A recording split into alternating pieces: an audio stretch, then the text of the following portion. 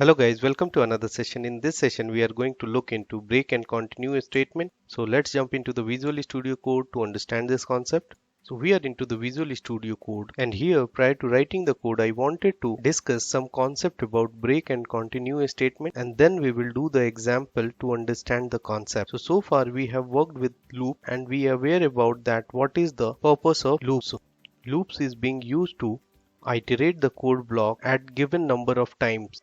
But suppose a scenario where we want the loop should stop executing prior to completion of execution. So to achieve this functionality, we use break statement within the loop. So here the first point to remember comes for this session is the break statement breaks or say stop the execution of a loop entirely. The break statement can also be used to affect switch statement. So now we understand the break statement. Let's have some discussion about continue statement. So what is the purpose of continue statement? So the continue statement terminates execution of the current iteration in a loop. So what does it mean? So to understand the concept of continue and break, let's do an example. So let me write a program to print number from 1 to 10. So how we can write? We need to tell that for let I equal to 1, I is less than equal to 10 and I plus plus, and then we need to console log I. Now save it, go to the browser and see the output. So here you will find that it has printed from 1 to 10. Now let's proceed further. Now my second requirement is I want only even number should be printed.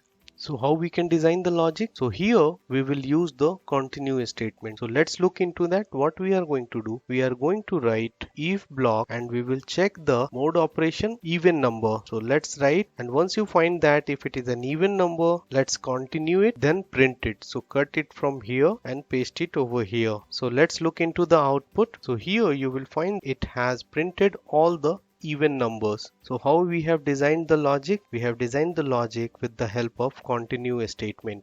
Now let's proceed further and understand the break statement. So we are going to use the same example, but this time what we want that whenever we found number 6, the loop should stop. So how we can achieve this? We can achieve this with the help of break statement. So I'm going to copy this and let me comment this out, and here this time we will tell that if I equal to 6, then it should break. So what will happen? It will print till number 5. The b should be small over here. Save it. Let's jump into the browser to see the output. So see here, it has printed till number 5, and when it found number 6, after that it stopped the iteration of the loop completely. That means it stopped the loop and exit from the loop. So now let's proceed further. So now we have understanding about when to use break and when to use continue while designing our application logic. So on this note, I am stopping over here. See you in the next session. Till then, bye bye, take care.